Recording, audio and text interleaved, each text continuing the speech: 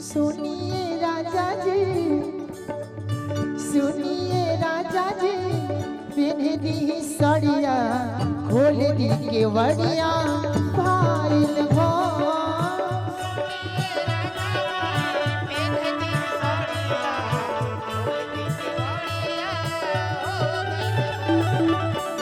ए राजा, राजा जी का कहे सुनाए रानी जी,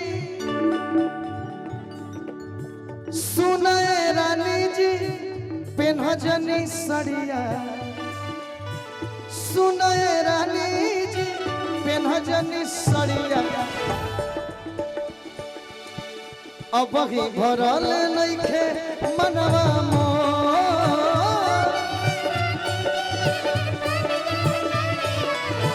अब ही भरल नइखे मनवा।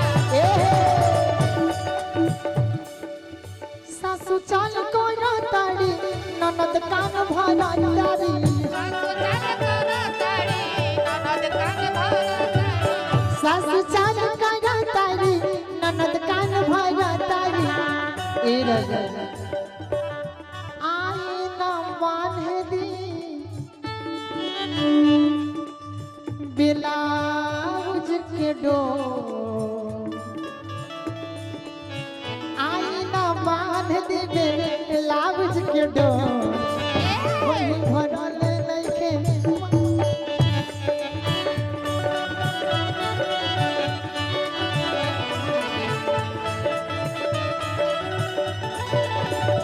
छोड़ा छोड़ा कालैया सैया भोर हो गई, छोड़ा छोड़ा कालैया सैया भोर हो गई। खत्म हो खत्म, तनी पूर्वी उठाओ।